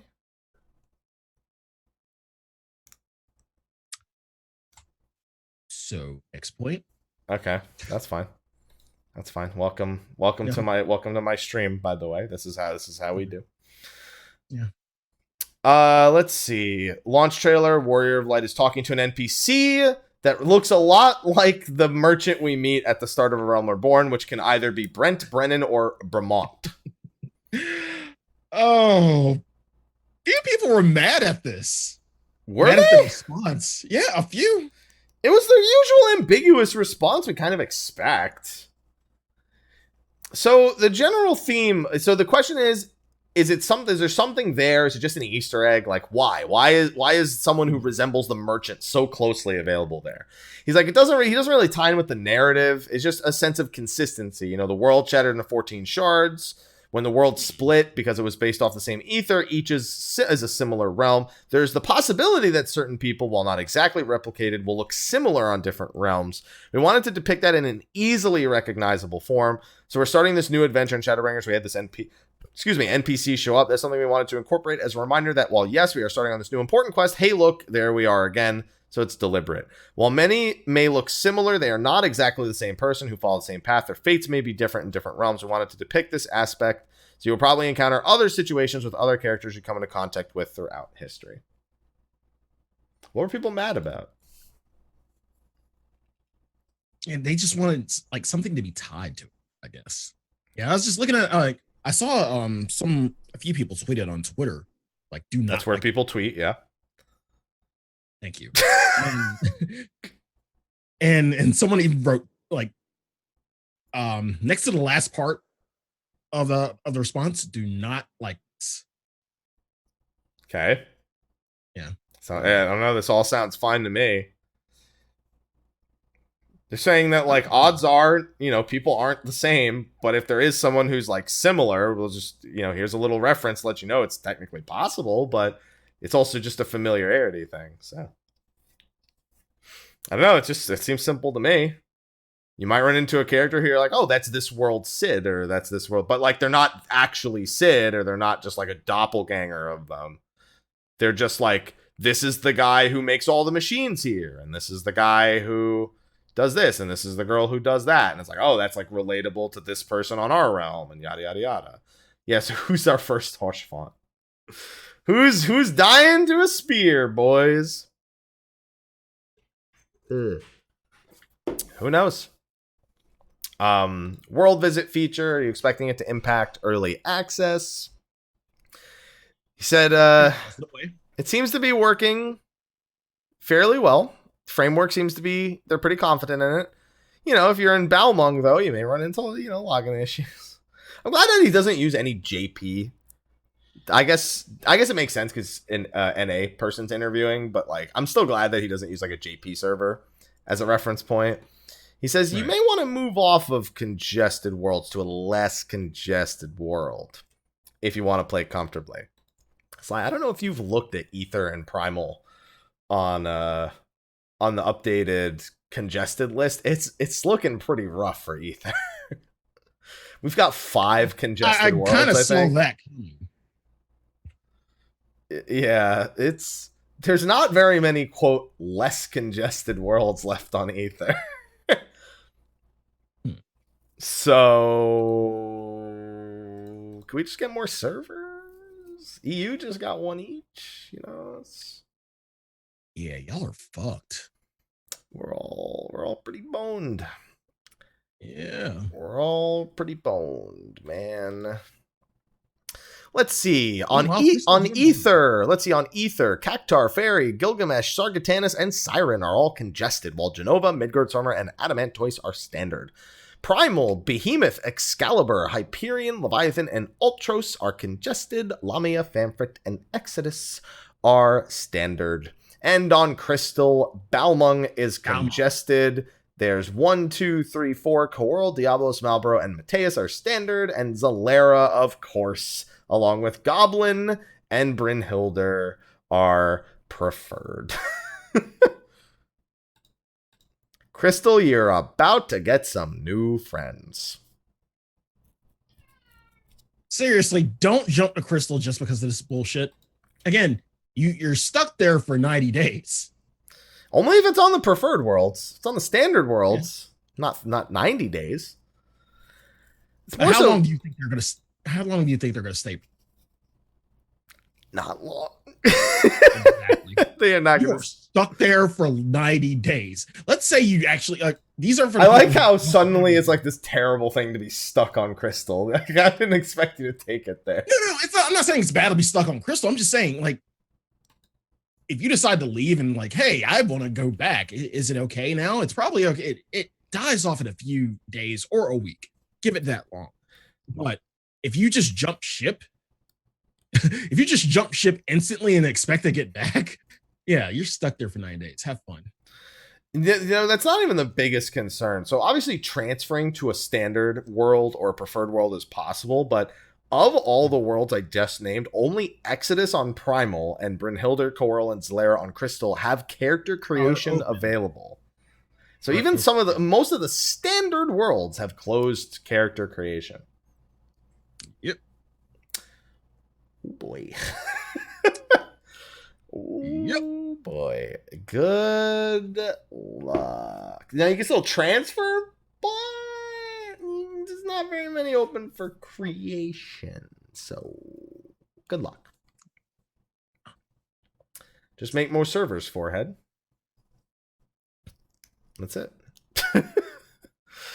Let's see. They will be doing multiple instances for launch again, you know, like instance 1, 2, and 3. However, they have fixed the problem with you teleporting to a world and being separate, or teleporting to a zone and being separated from your party. So when you teleport with a party, everyone will go to the same instance. Good. I have a question about that, Sly. Okay. So let's say there's an instance and there's like 3 spots open in it, and you teleport with a party of 4. Does it just send you to the other ones? I guess it would just send everyone to the next instance, which may not be the instance that people want to go to.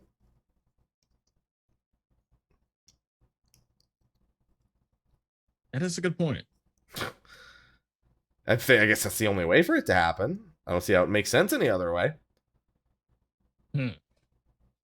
I'm glad that Hammer literally just asked the same. Oh yeah, and then if all 3 instances have, you know, less than 4 slots and you have 4 people, for example. I don't know why I'm going to 4. Most of the time I'm in these parties, I'm in parties at 8.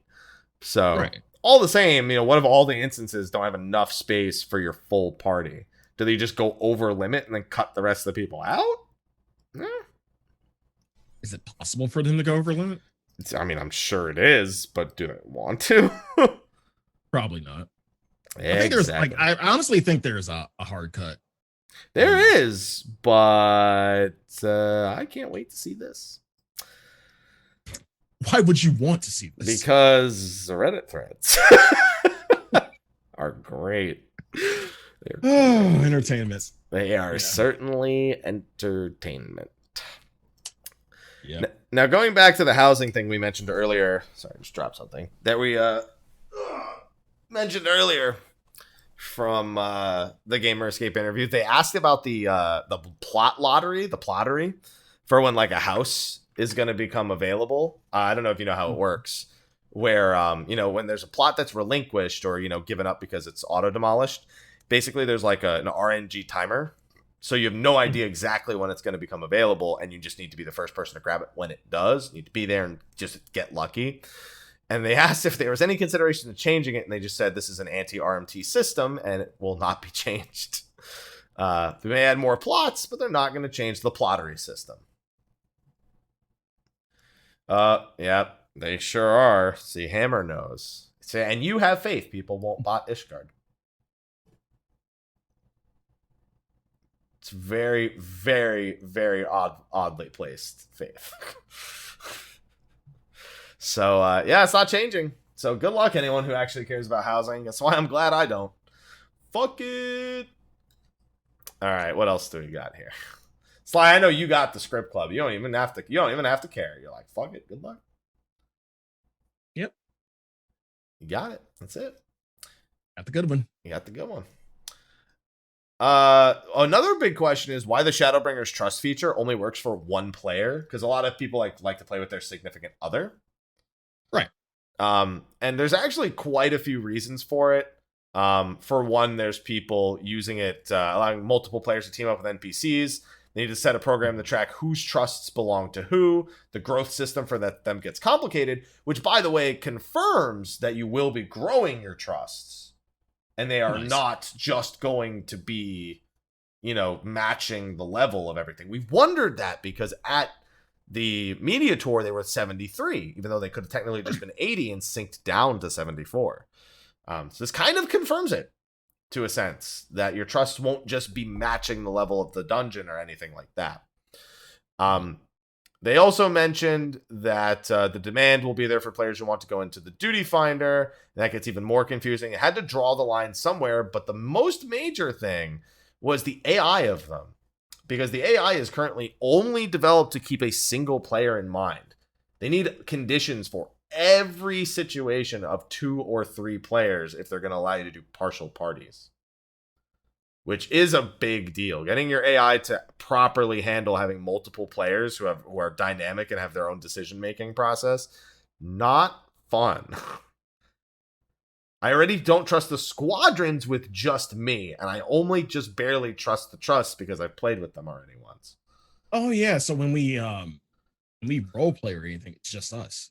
And I was trying to think of any other scenario where where an NPC would be involved, and it's more than one player character. The only place is Gimlet Dark, and they're all super scripted. I mean, but they're all it's scripted, so that really doesn't count. Yeah, they're not part of your party or your progress there at all. They can't die, they can't fall, none of that shit. Right. So yeah, that's why. So no, sorry couples, but you're just gonna have to do 2 separate dungeons of the instances of the dungeon simultaneously, side by side, just not together. Or just queue into a normal party with the both of you and just not use the trust system. Aloha, the show's not done. Stop. Stop. Hi, Aloha. Stop. Hi. No, he doesn't want me to pick him up. All right. All right. So, let's see. Do you take camera angles into account when designing content? Wow. This question came up because of Titania. Yeah. Yeah, because people were having trouble seeing past the ads. And they said that the fight actually used to be way worse with camera angles. So much so that it was like they in development called it Titania Ultimate. Just because of the camera angles. And you could be knocked off and a bunch of stuff. So they're going to relay the camera angle problem back to the team. And hopefully they can get it resolved. Then they asked how much watchability comes into play when developing content ever since the battle panel where they mentioned that they thought about the viewing experience. And so, Aloha, I swear to Jesus, don't do it. Don't. I will pick you up and show your belly to everybody. Stop. Yeah. Show them the belly. Oh, my headset. No. It's okay. I can't hear anything now. I can hear Sly laughing. Show the belly. That's what you get. That's what you get, buddy. He just wanted hugs. There you go. Go away. Where's my headset? There There we go. I can practically hear you. Thanks to the great audio quality of these Arctis Pro wireless headsets from SteelSeries. 10% off. Anyway. They said they don't really think about developing the viewer experience, much like the stream ability. They just want to make sure that people enjoying it are having fun because it makes it more watchable, in a sense. I swear to God, stop scratching the... I'm gonna... Aloha, I'm gonna chase you out of here. Stop it. You're ruining the show. And by ruining, I mean everyone prefers this to the show. There you go. You do. I pet him. You do. Okay. So they don't take streamability into account for any of the encounters. And they're not working on a Twitch extension. Moving on. Yeah. I mean, were we really expecting one? I feel like Twitch extensions are a lot more Western based. I feel like with the Twitch Prime promotion, it raised the interest in a Twitch extension. And there are some Twitch extensions that have been made by members of the community. There was one for FF logs that would display your FF logs. I'm pretty sure it's still there. But there's an FF logs Twitch extension. So, oh, wow. They don't even have to be the ones to make them. People will make them if there's interest in them. So I can understand why they wouldn't really work on one. But first maybe they can get the mobile app, improved before we concern ourselves with Twitch extensions. Man. And then the final question, a fun one. Leaks. What was your reaction? So this question had a lot of people debating on Reddit because the question itself is about leaks that came prior to Fan Festival, not stuff like job ability leaks from the media tour. It's specifically about Yoshida's exact response to information that was leaked prior to the Fan Fests, basically spoiling certain announcements that they were planning on making. I will be fair, one of them did come from Square Enix themselves, the French client that spoiled Hrothgar, but it also made people think maybe we'd get Mail Vieira, so there was a whole bunch of issue there. And his answer was, it is the worst. They unforgivable, unacceptable, and unforgivable. They want to provide a surprise that it has enjoyment. Leaking information is taking away from that enjoyment, and it ruins the efforts of the development team. Hundreds of people working on it daily, destroys everything they've worked for when something like that comes out, and they take every such incident very, very seriously and investigate. But it gives us something to talk about. It does. It does, but it's I mean, you know how I felt about this when we first talked about them when they first started coming out ages ago. And that I was very much in the same boat where it ruins the excitement of something for me. When my reaction is instead, oh my god, it's that, instead of, well, I guess that guy was right. Yeah.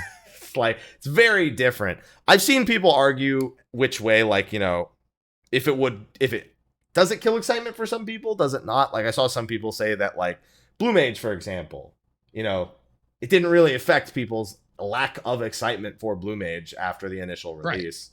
Right. But there's other things like a new race being made available or what jobs are going to be revealed. Yeah, things like that.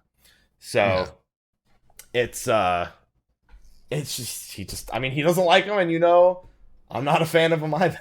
That's it. Yeah. There's not really much else to say. I don't know. That's just the answer I would have expected, But it happens. You just deal with it. And you move on and do what you can to stop it from happening again. That's really all there is to it. Head in the sand mentality.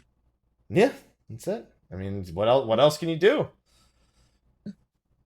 So that's it for the Gamer Escape interview. And with that, we don't have much time for any of the other ones. We referenced the Easy Allies nightmare situation. So I think that's all we're going to get to for Easy Allies in particular.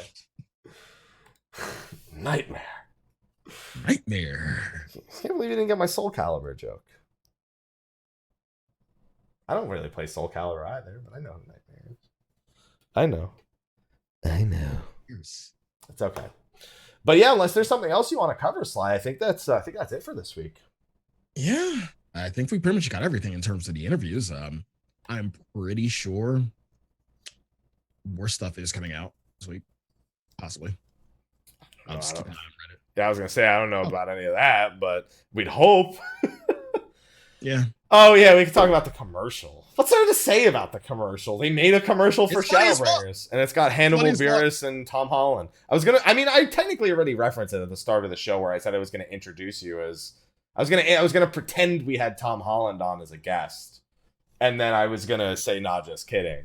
But, there's not really much to say about it. It's just, they made a commercial with Tom Holland and Hannibal Buress. Yeah. Which is equally as campy and like gamer like commercially, because every video game commercial that does stuff like that is always just like, but it's also like, that's still pretty cool that they made it. Yeah. No one would have seen it coming, so it's a pretty nice surprise. So, yep. Yeah. It's just a commercial. I don't know. I don't really think about it anymore as it was a commercial. I just think of Dave Chappelle, and he's like, honestly, all I know is Pepsi paid me most recently, so it tastes better. It's way better than the commercial we had when A Realm Reborn was coming out, where all the people walk into the canyon and they all transform into their characters. Yeah, I remember that commercial. Oh Anything's better. Yeah. Louis Slyh was at the end of it. Yeah. God. Anything's better than that. And I will take this 10 million times over from that. Well, you don't want Louis Slyh in your commercials? No? Oh, if he's Tom Holland, maybe, but that's about it. If Tom Holland showed up and turned into Louis Slyh, but he's busy training to be the Warrior of Darkness, so it's okay. Yeah.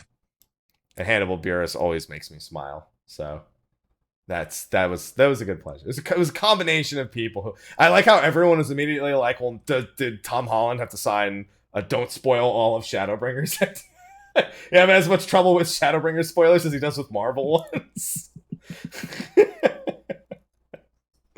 You're from West London, the nice part of London. That line is underrated. Everything Hannibal Buress says is like, it's just delivered with this dryness that he's absolutely correct. Right. You can't help but be like, I absolutely agree with him. I absolutely agree with everything that Hannibal Buress has just said. And he just said it a way I would choose to say it as well. So yeah, there's a commercial. Go Google it if you haven't seen it. Tom Holland, Hannibal Buress. Funny, fun. Don't take it too seriously. Some people take it way too fucking seriously. It ain't for us. I mean, it's for me. I thought it was funny. I mean, I'm already playing the game, so yeah, you're right. In that case, it wasn't made for me, but right. Anytime if it's still funny. It's still funny. It's Hannibal. Listen, I like Hannibal.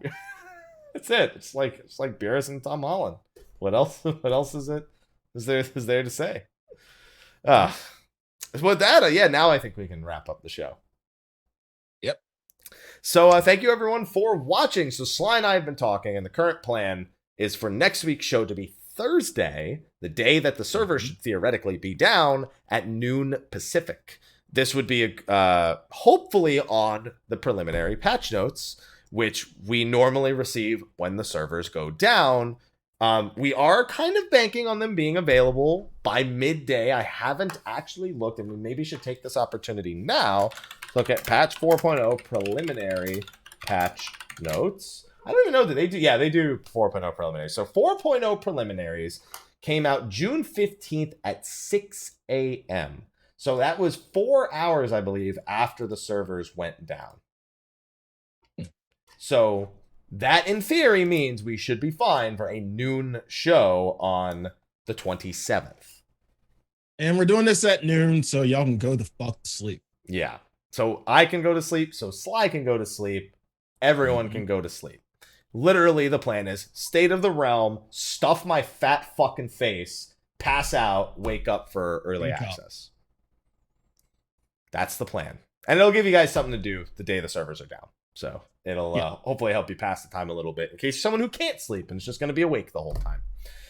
So with that, I think that's the plan. And then the following show will be the Tuesday after that. First impressions of early access.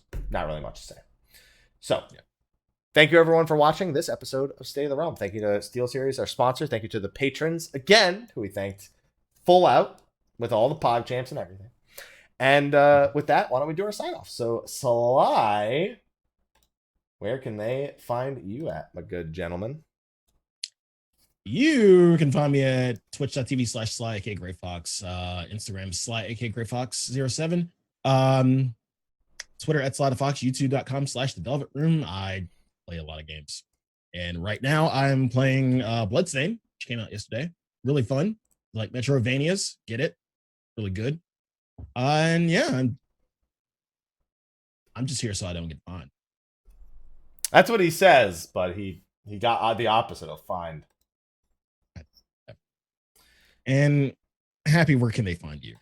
You can find me, Mr. Happy1227, at Twitter, Twitch, Facebook, YouTube, and Instagram, and also on Sly's Twitter feed. If you would quickly go there and realize that he forgot that he was getting paid for Patreon as well, because it supports us. And so I hadn't done that in a while, so I took care of that for him. But I did it live on stream, so he would feel really fucking weird. And then he beat the boss in Bloodstain, so I'd say it was good luck. He was like, I'm going to fail. I'm going to fail. Oh, I beat it. Yeah. You had been retry, though. You had been losing when I got there, and then you won after I got there. So I see a direct correlation to causation, as far as I'm concerned. I like his exact response. Wait, that must have been wrong. And I'm in the chat like, it wasn't. And everyone else is like, wait, what just happened? It was fun. Listen, I looked through my financials. I was like, you know what? I need to do this. This was supposed to happen anyway. So go watch it. It was pretty fucking funny. It was pretty fucking fun. I'll wait another year and wait for you to forget, and then we'll do it again. Got it, Slyh? Got it. Got it. Perfect. I won't say when, but we'll do it again. All right. He's like, why can't you give me the slow trickle? I'm like, I don't go slow, Slyh. I'm all in or not in at all. Giggity. That's what I'm talking about. Okay, but with that, we're going to move into a short post-show. We'll see you next Thursday at noon Pacific to talk about the patch notes. And hopefully, again, those patch notes are available. If they're not, we'll bullshit a show together. Fuck it. That's what we'll need to do anyway. So, thanks, everyone, and we will see you next week. Until then, bye-bye. Have a good week.